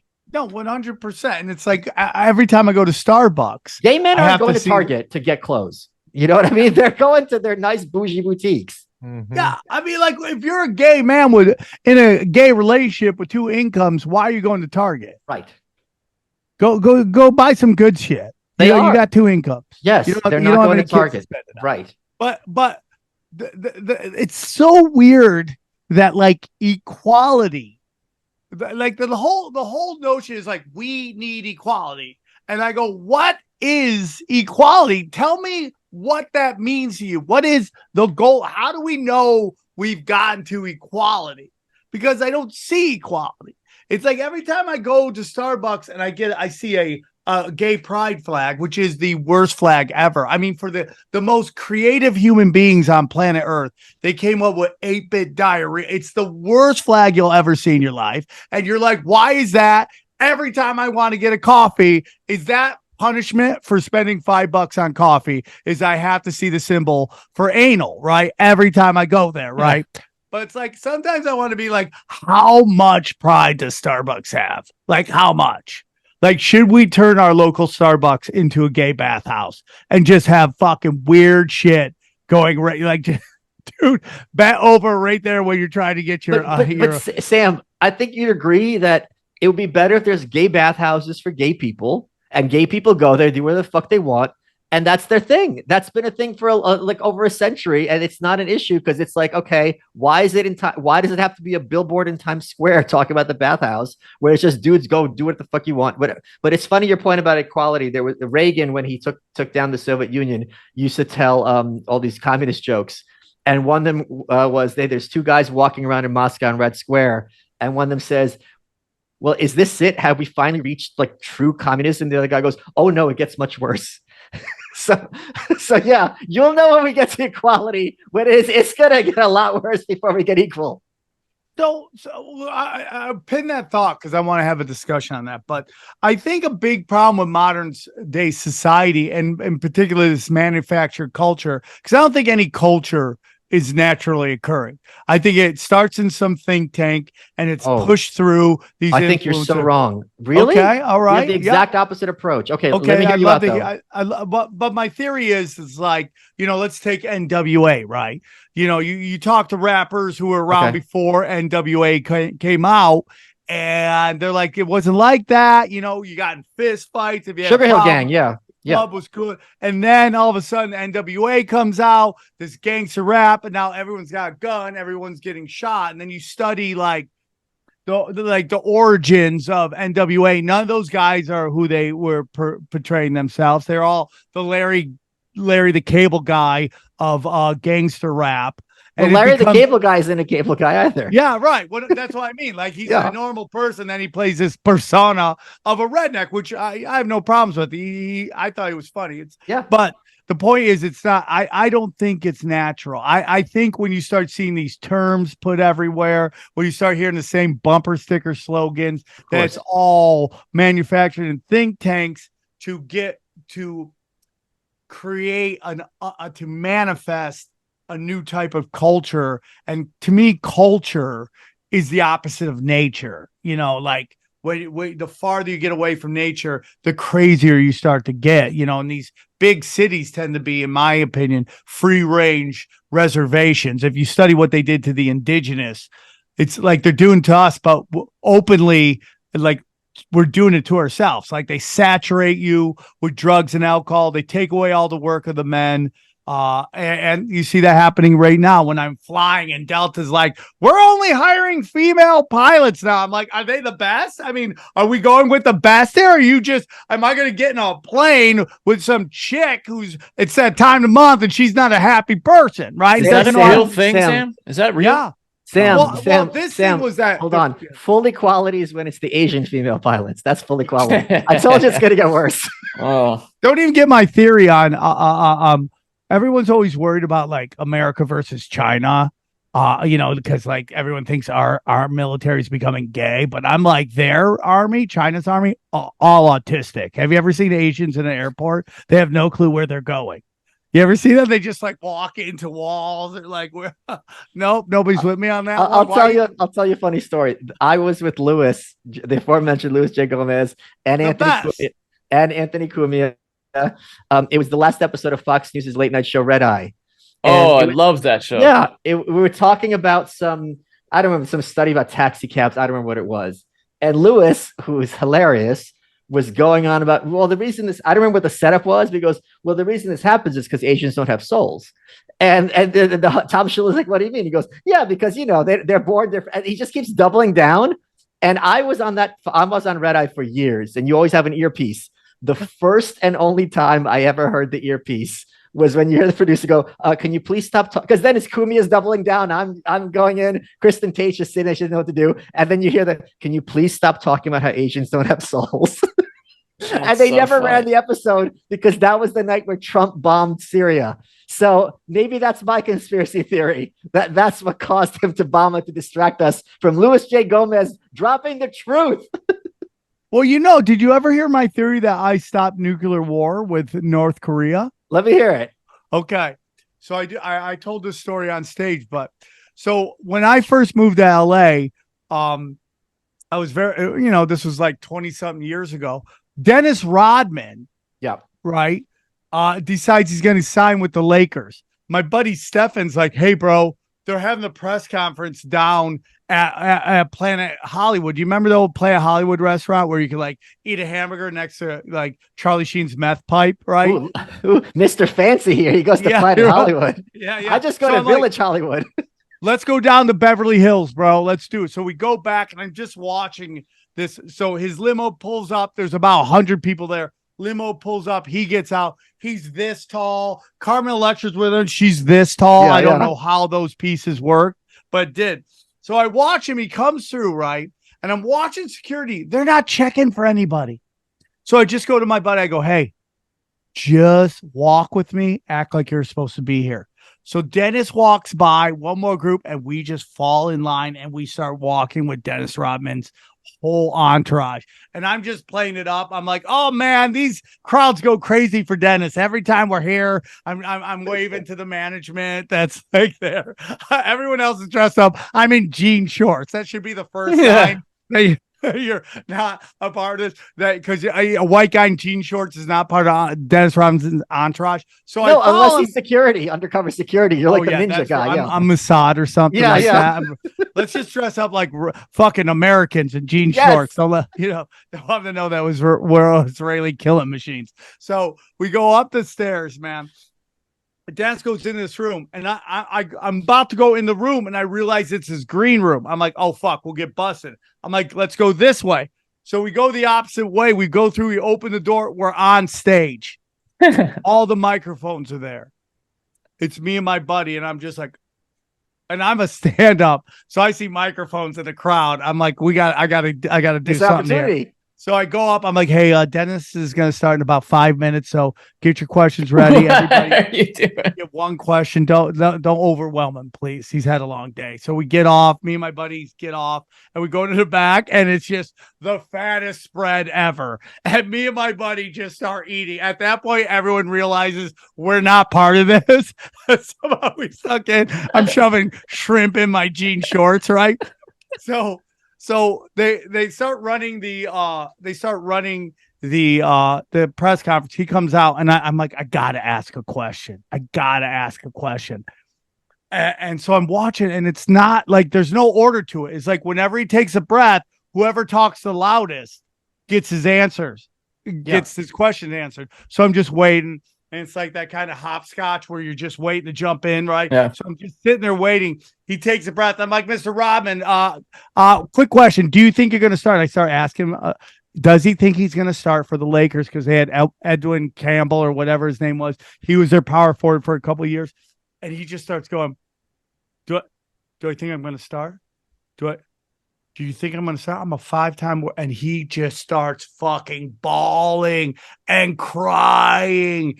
And he's bawling. They have to end the fucking conference. They usher him out. I'm like, oh my God. The next day, everybody's calling me. They're like, dude, we just heard you on Howard Stern. It's everywhere. He lasts 10 days with the Lakers. They boot him out. He goes to the Mavericks. They boot him out. Next thing you know, he's on a team to North Korea. He's meeting with Kim Jong-un. They're talking. They decide to stop, to pause all the nuclear problems. And it would never have happened unless I broke Dennis Rodman at a press conference in Beverly Hills. Hold on. You skipped over the most important part. What happened to the shrimp? Oh, I ate it.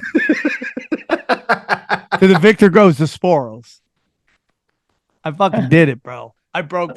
So I saved the day. That's how it fucking goes right now. So being a Russian Jew. Yeah, Sam Tripoli. Go ahead. What is your thoughts on the U.S. View of Putin and the view of what Russia thinks of Putin?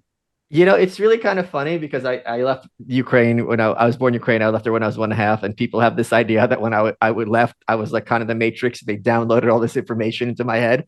I do not have more information than other people at all. I think I've asked this question a lot. I think all the news about there is propaganda. I think it has to be propaganda because Zelensky's watching the news and Putin's watching the news. So you can't show your hand publicly to be like, you know what, they're kicking our ass. We're ready to fold. You can't unless you want them to think that. Do you know what I mean? I think I think there is a huge incentive to keep this war going as much as possible. I think they've done a great job in convincing Americans that if we don't keep this war going that any kind of settlement is somehow like the worst thing that could ever happen. And I had a good debate on my show with Dave Smith and Konstantin Kissin, who's a host of Trigonometry, about this issue, like both sides.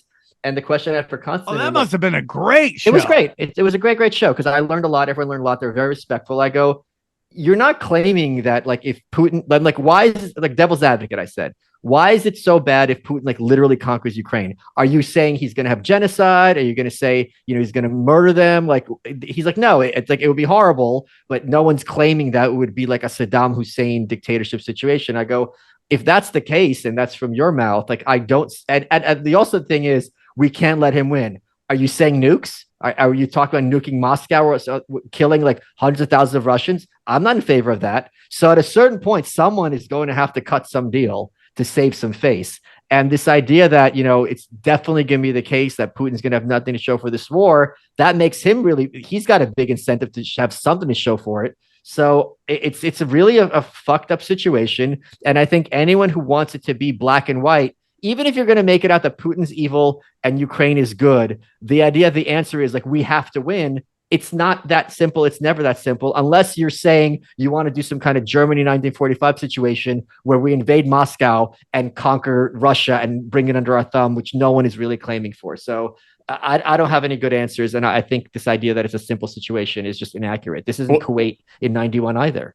Is there any doubt if we had not intervened and the West had not intervened that this thing would have been way, almost bloodless bloodless? They would have just rolled right through Ukraine. It would all be over now. They would have partitioned it how they wanted. I mean, there's almost no doubt, right? Yeah, but bloodless. I don't know if that's the right word because there's a lot of animosity for good reason between the Ukrainians and the Russians.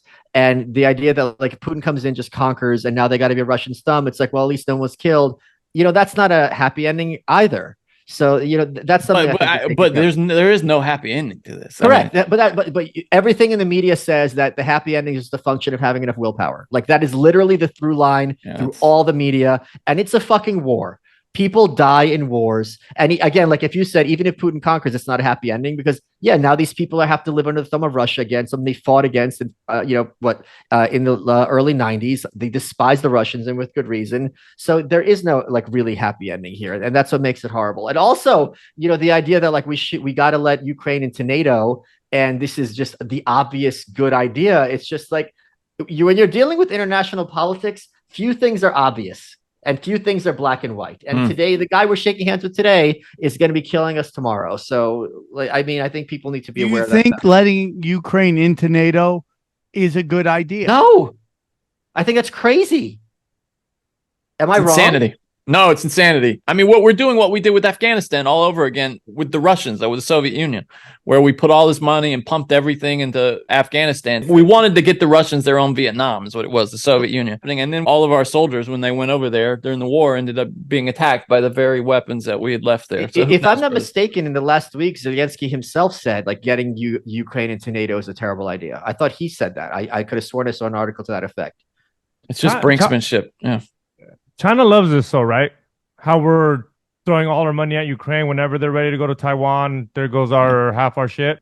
Or at least they know our game plan. It is so much more obvious to me that defending Taiwan is both more in our interests and more a clear answer of good versus evil than Russia, Ukraine. Yeah. And the fact that it's not on our radar and it's not portrayed in that way, if you had to compare these two situations, is just nuts to me. Because Taiwan is heavily civilian, whereas this is two militaries versus each other. Yeah. What do you think happens what do you think our plan is for Taiwan, the country? I don't know that we have a plan. Yeah, it doesn't seem like it, right? And I don't think that they would. Hopefully, there's enough smart people behind the scenes that if we had a plan, we're not making it public. it's just crazy. I get in this debate. I get in this debate all the time with Brian Callen. Who is the bad guy? Like, I know that the Russian and history and like the slaughter of Russians by communism, by Stalin, and all that stuff. But you had to take a look at who's the bigger danger to the world: Putin's Russia or Joe Biden or whoever is president's America. Well, I always make that point. I say I'm much more worried about an invasion from Washington than I am an invasion from Beijing. Because we saw already during COVID that they had no problem sending troops to kick down your door and pull you out of your house. Xi Jinping does not have the power to come to my house and yank me out of the house, whereas the government, the U.S. government, and the state government most certainly has that power and are willing to use it. So, yeah. I mean, I mean, we've had people on this show before, and they're all about, I guess it's Rhode Island. Was it Rhode Island where they want to secede from the America? We just had these guys. New Hampshire, there yes. It is. New Hampshire project. They want to secede. They want to start their own country. I think personally, all this talk about secession and all that is the balkanization of America. Yes, that's the goal. I was the one who started this talk in 2016. You want that? Oh yeah, 100%. Yes. Do you think it's dangerous? I think the status. So Thomas Sowell, and I'm sure you'll agree with me, says there's no solutions. There's only trade-offs. I do think it's dangerous. I think the status quo is more dangerous. You think us all staying together is more dangerous than breaking up, and then let's say Texas goes to war with California? I don't think Texas is going to go to war with California. Like Czech Republic and Slovakia didn't go to war. And even I think Texas and California are having a low-key war right now because there's this idea that whoever is running the federal government in the name of one of the two kind of cultures gets to basically impose their will on the other. And I don't think that's a tenable situation long term. So how are you splitting it? How would you split it up? Oh, I was on the Blaze for election night, and we all had to come up with our national divorce map. So I colored Texas black, and across the rest I wrote, "I don't give a fuck." So we're going to be our own country. Russia can go, Alaska can go back to Russia, free Hawaii, and you all could figure it out. But I think Texas has what it takes pretty easily to be its own country. It has its own culture. And I think that is something that the Texas Republican Party in the last year has it as part of their platform to have a referendum to have Texas declare its independence from the United States again. And I think that sounds crazy, but if it's 2014, which is not that long ago, we all remember 2014, and I sat down with you guys and everyone listening to the show, and I said, which of these two things do you think is more likely? 2014, Texas is going to declare its independence, or Donald Trump is going to be our next president. I think literally 100% of people would say Texas. So if you have something that's crazy happen in real life, this is less crazy than that. So what's the temperature down there on that issue, on secession? It's increasing and becoming more and more normalized. Because there's this understanding that we can't even talk to each other anymore. Like if you're telling me that if my kid, that there was, I just saw someone posted, some dad on TikTok or something, how he took his kid to the doctor, he leaves the room, first thing out of the doctor's mouth is, "This a child. Do you identify as a boy, girl, gender fluid, or whatever?" And the dad comes back and the kid didn't even know what these words are.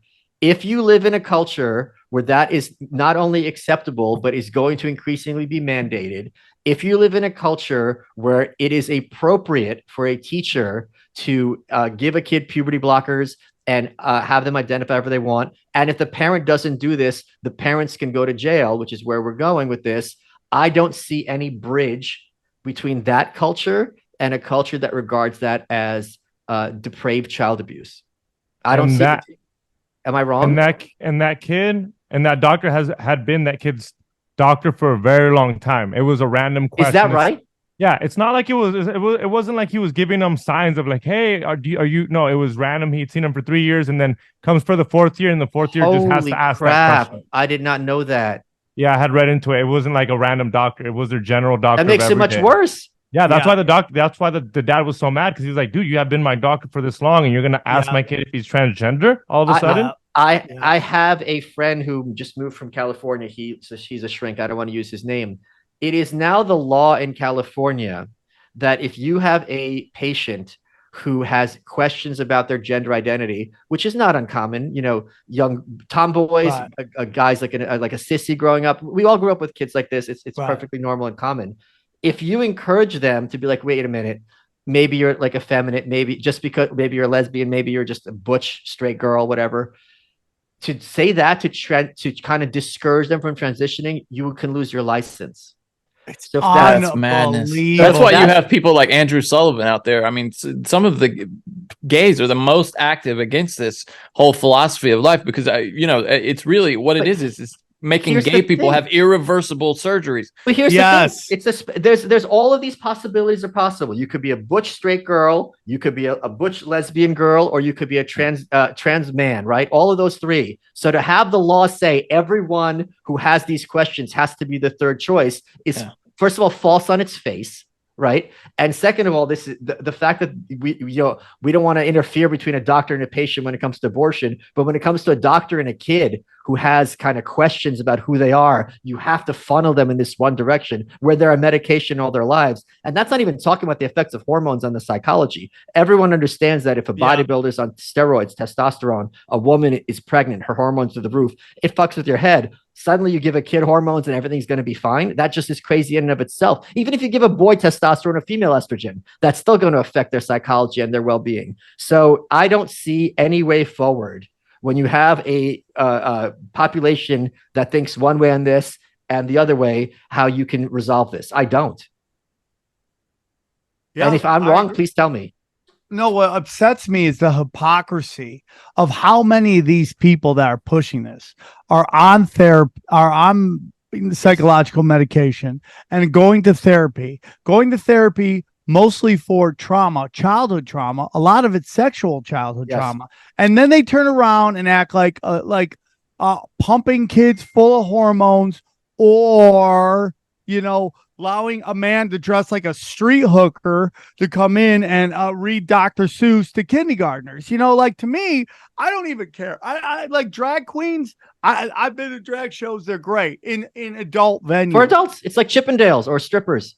Great. You go out at night. It's raunchy humor. It's talking about blowjobs. It's jokes. That's fine. Everyone's drunk or high and they're having a good time. More power to them. But, and also to your point, and not only are they the victim of child abuse and on drugs, if you say child abuse is a problem, you're QAnon. Yeah, 100. That's why I want to get into again with you, like these buzzwords where we're in this place where it's like they just hit you with buzzwords forever. Right. Like my friend Sarah Tiana used to have a joke that they always say that white people didn't have an N-word, and our N-word is racist. If you call us a racist, we freak the fuck out. That's Sarah's joke. But that's kind of what the left does. Mike Binder is a good friend of mine. He's a comedian. He put together the Comedy Store doc that was on Showtime, and he is having a conversation with another very well-known comedian who's super liberal. And I'm not going to say his name because he's not here to defend himself, but he was discussing how it's like Mike is open-minded to what the vaccines have done and that there needs to be a discussion on it. And this comic kept telling Mike, you're listening to the loons, which is just straight gaslighting. And it's straight up just name calling for this. They have a name for everything. It's you're a Nazi, you're a Trumper. If a club promotes that, I'm playing there, go to the comment section. He's a conspiracy theorist, anti-vaxxers of Instagram. I always say thank you. Here's the question. Forget the vaccines. Was social distancing a good idea and efficacious? Okay. And if it was, why didn't they bring it back when there's a second I'm wave? going to pretend I'm a liberal or a progressive. And you asked me that question after we've been debating about, hey, trust aside, and I'm going to show you the reaction that every progressive does. So ask me that question. Sam, was social distancing a good idea? And in terms of preventing the spread of the deadly disease, and if it was, why didn't they bring it back when you had the second wave?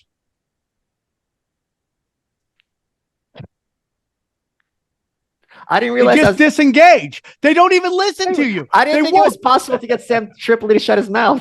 When I'm role playing progressives, that's all I do. Whenever you give me uncomfortable facts, Yeah. I disengage from the They discussion. shut down. They shut down because they don't know what to your say. it does not fit my narrative. And Yeah. this is the thing going on with Robert Kennedy Jr. right now. Listen, dude, you're delusional if you don't think that any of these military powers don't have genetic specific weaponry. They've all been bragging about it forever. He didn't even say it. But the minute you have buzzwords said, this one group of people doesn't even want the discussion to happen. You know what's amazing? This is bioweapons are the one thing on earth that aren't racist. I'm gonna tweet that out. That's really fucking hilarious. That's literally it. That's the first thing.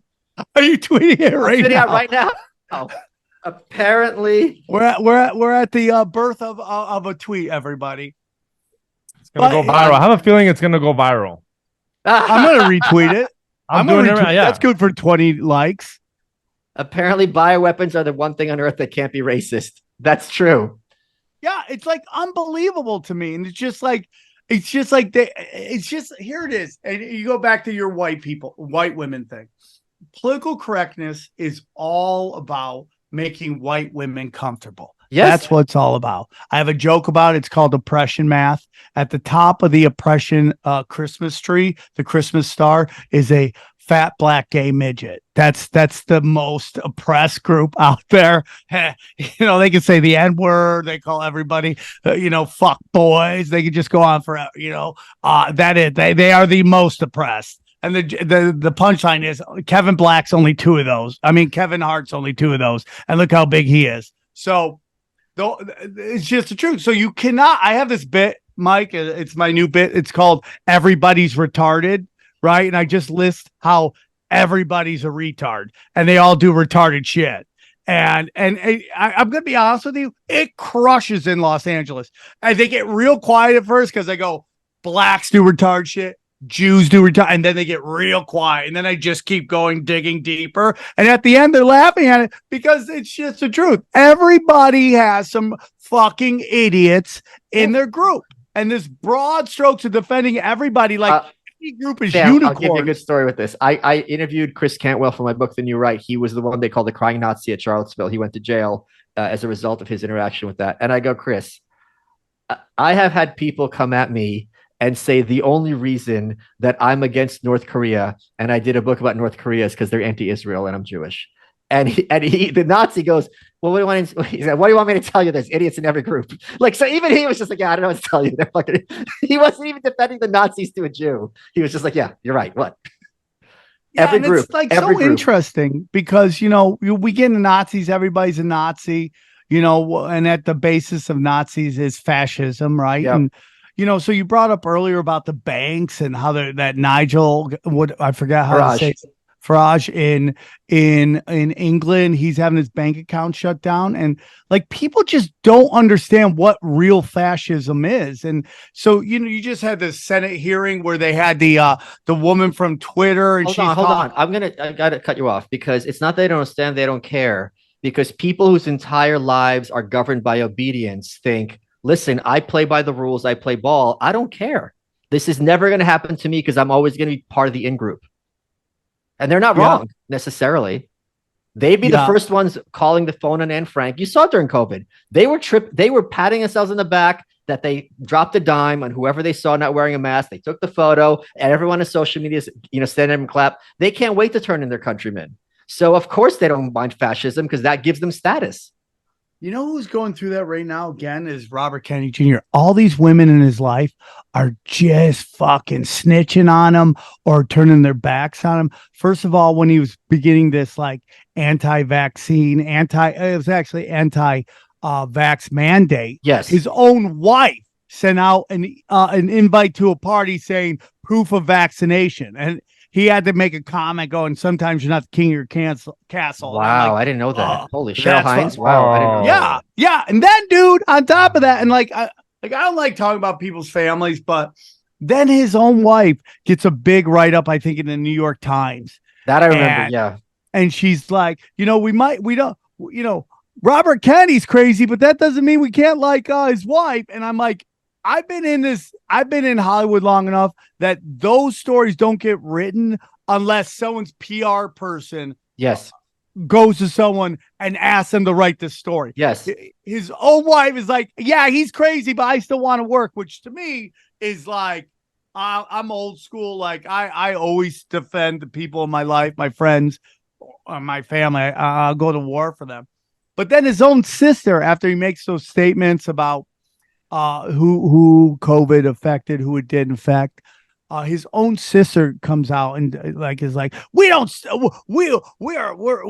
disassociating ourselves with those statements. We don't stand behind. I'm like, you're a Kennedy. You're old enough to know this story will be gone in a week. I got it. I'm going to say, I know we're running out of time, but I'm going to say something that's going to be really unpopular with you guys. And I'm not trolling and I'm not joking. I think Robert Kennedy is a sociopath. I think just because a politician says things that you like does not mean that he's a good person. It just means he's a good politician. Okay. I'm with you on that. So I'm not at all surprised that the sister's acting like a Kennedy. The Kennedys like their power. Their power is through the establishment, what's governing. You know what they did to Rosemary Kennedy? Remember her? Do you know this whole story? Like people don't know this. The basement Kennedy. Yeah. Yeah. There was a Kennedy sister who was kind of special needs a little bit. It wasn't like she's completely, born fucked up. And she was acting out.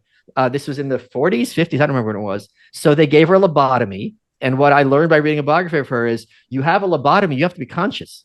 So you have to be talking or like counting backwards. They're shoving a thing up your nose. They fucked it up and they left her completely a vegetable. She was like 4 years old, mentally for this for life, shitting her pants.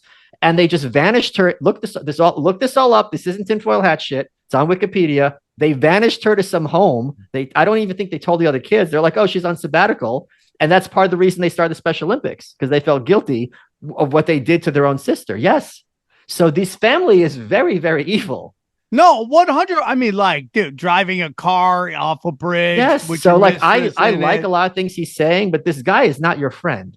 Yeah. And I don't think anyone's going to save us. That's okay. Yeah, exactly. Nobody's going to save us. And also Robert Kennedy is a very bright man. He knows very well. It's literally impossible for him to get the nomination of the Democratic Party. The fact that they dragged Biden over the finish line in 2020, the fact that they fucked over Bernie in 2016, there is no scenario on earth where they're going to let him be the nominee. It's not possible. So then why would he be doing this? I don't know, but it's clearly not to get the nomination. Now, it could be that he just wants promotion for his ideas, and that's commendable. That's not impossible, but there's no way he thinks he's going to get the nomination. He's very, very bright. He grew up in a Kennedy family, for fuck's sake. Yeah, and he also saw what they did to his dad. He's not going to. The only way he even gets attention to the point where he could poll well toward the end, toward the primaries, is if he gets in a debate with Biden. Yeah, and that's never going to happen. They'll never let him get in their defense. When you have the incumbent president, historically, they don't debate.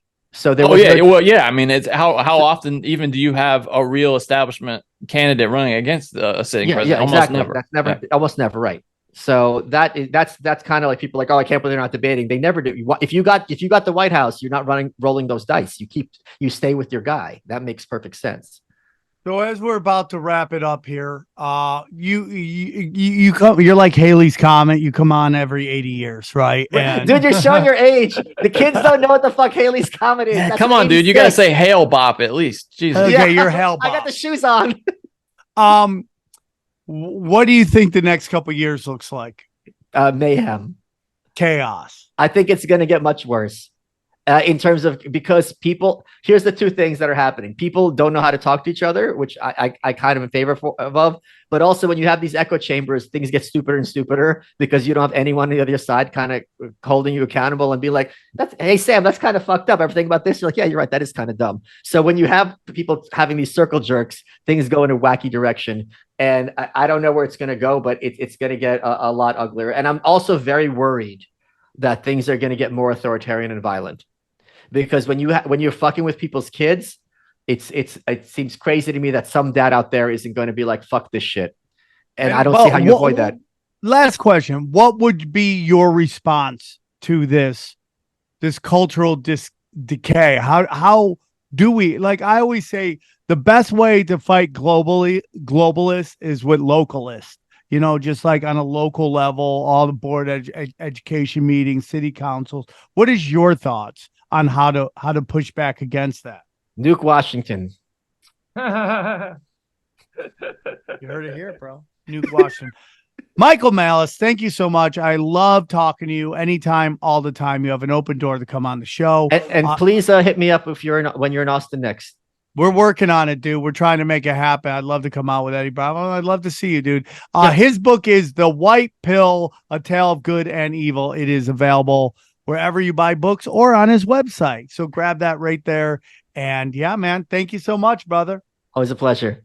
Okay, guys, hang out. We're going to go. We have some affiliate programs to tell you about, and we also have some highlights of the latest podcasts that we put out. And finally, New York is finally going to hopefully happen. Again, like we said, we're waiting to get the ticket link, but check it out and enjoy these highlights. We'll talk to you soon. Take care, everybody. Here's a clip from the latest Broken Sim.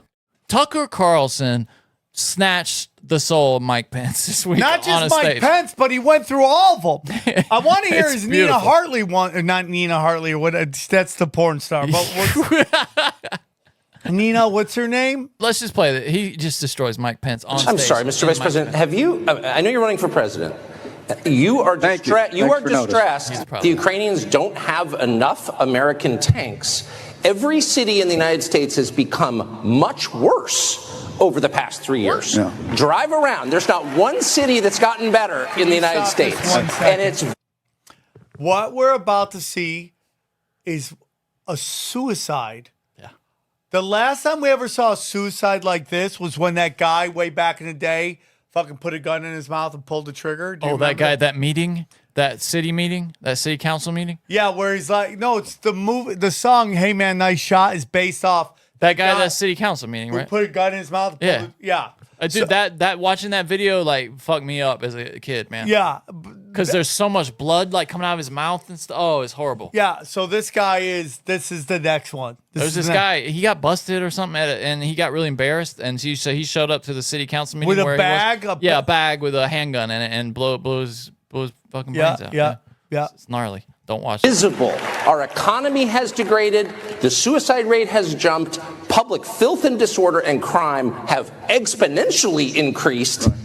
And yet, your concern is that the Ukrainians, a country most people can't find on a map, who've received tens of billions of U.S. tax dollars, don't have enough tanks. I think it's a fair question to ask, like, where's the concern for the United States in that? Well, it's not my concern.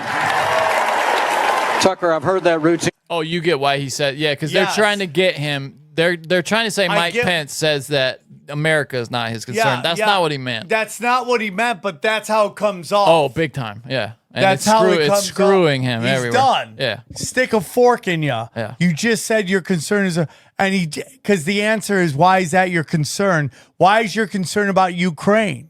And he says that's not. But the yeah, no, overall no. story is about America and how it's decaying. And he's going, that's not my concern. Well, why it sounds like that is because of what Tucker says right at the end while he's talking over him. If you listen, he says, "Why isn't that your concern?" And then he says, "That's not my concern." U.S. tax dollars don't have enough tanks. I think it's a fair question to ask, like, where's the concern for the United States in that? Well, it's not my concern. See, he was talking about the earlier time he said that, not the last time he said that. Yes, but and it's it really just screwed bad him. timing. 100%, dude. So Tucker Carlson, I mean, just neutered him on stage there, and that's really going to affect his campaign. I don't think he had any shot to begin with, but that's completely neutered his campaign.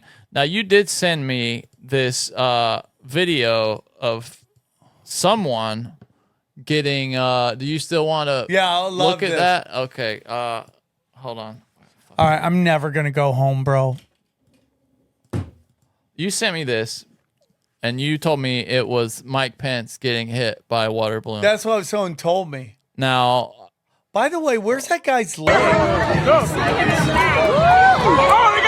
Wow. this girl, the idea was that there's a popular uprising. People were so pissed at Mike Pence that they're coming out with water balloons.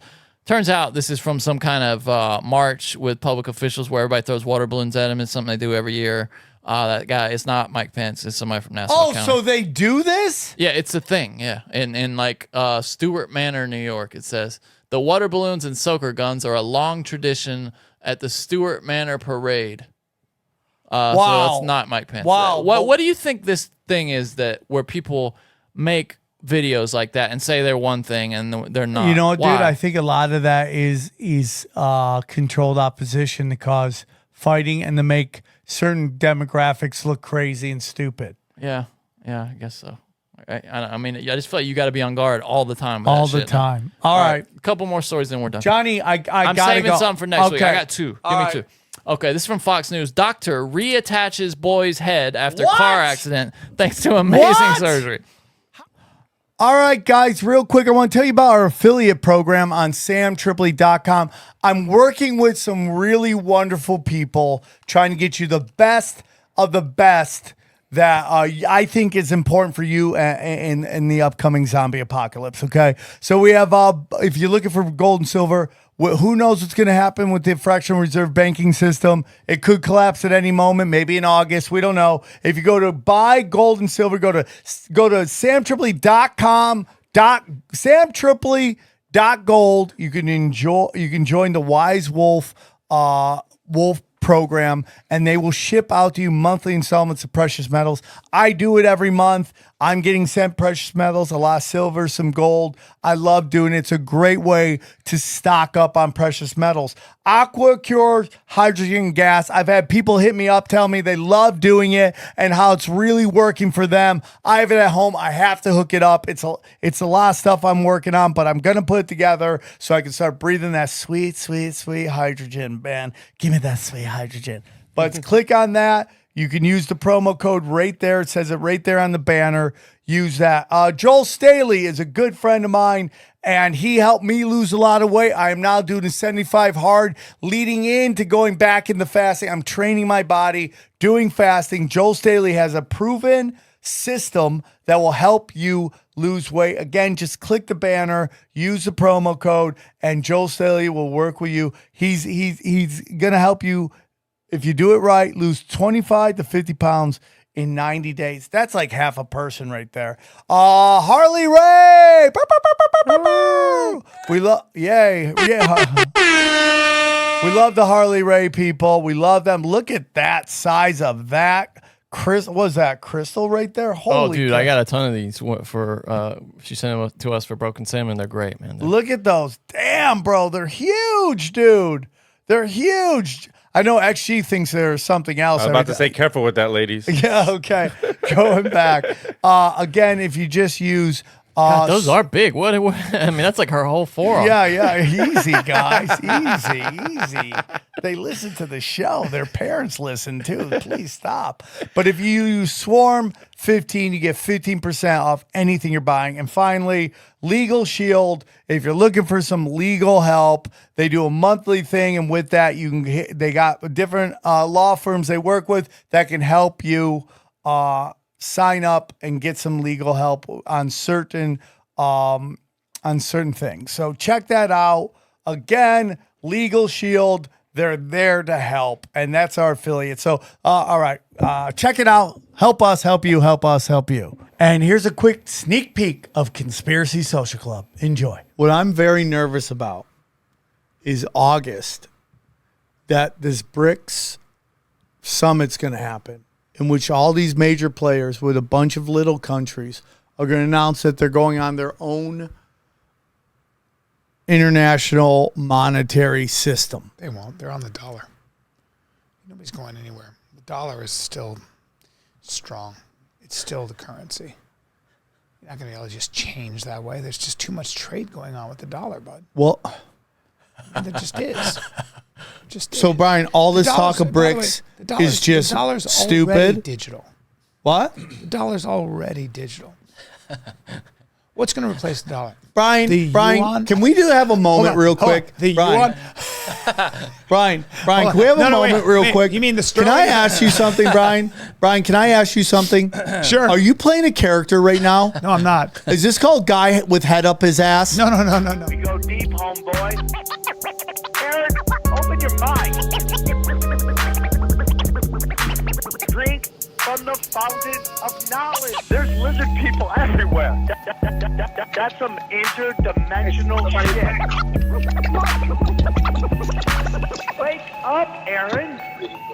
This is only the beginning. Dude, you just blew my mind. Tinfoil hat.